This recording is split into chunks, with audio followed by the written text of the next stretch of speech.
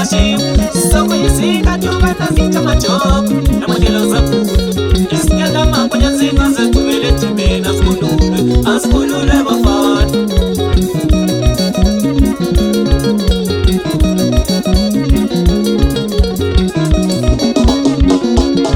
Weba toka kesi sebes, soko yisika tuba na spitele makaya sio kumula. Basilintile kote, basilintila bantwana, basilintila basali, basilintilo baby.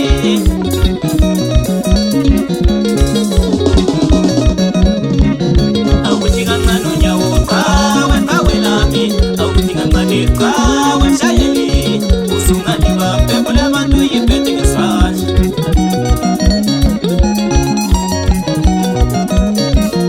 Awutinga ngano nyawo kawe lami, awutinga ngani kawe shayeli, usunga diba pepula bantu yipete kesaj.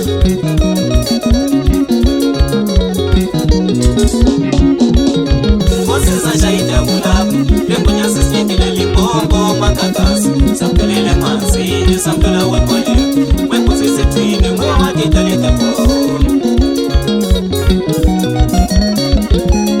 Ngozi sachaita kulapu, lengonya sisindile limbombo makakasi. Sampelele manzi, sampela wekole, wekuzi setine, mwa ditalite po. Ngozi sangena yeketi, sachampaga kunye, maspeta mudongeni kama. Sampelele tatine sasnyele mpuzana, sitwine, sitala nani, ditalite po.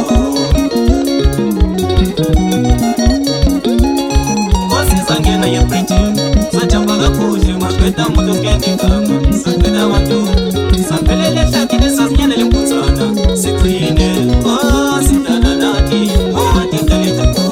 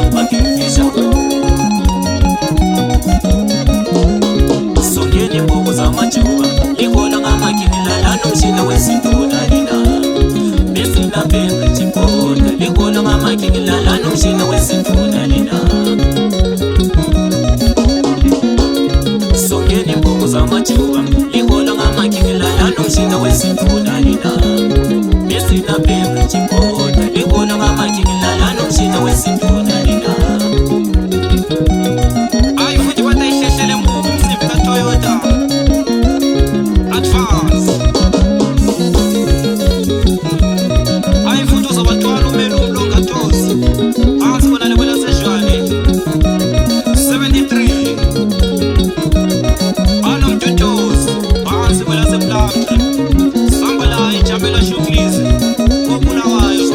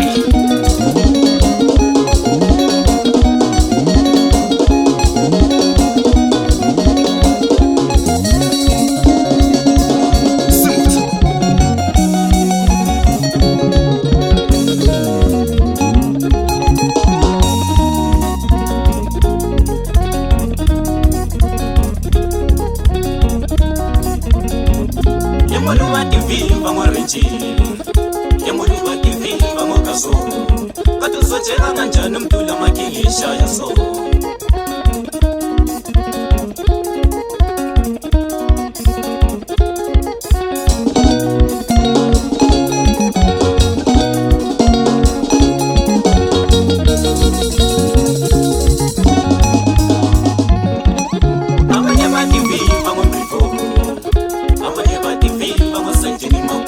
Katuzojela kanjani mdula makingisha yaso.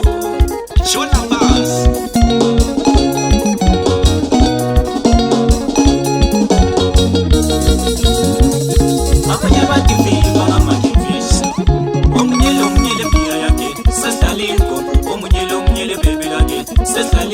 Sojela kanjani mdula makingisha yaso.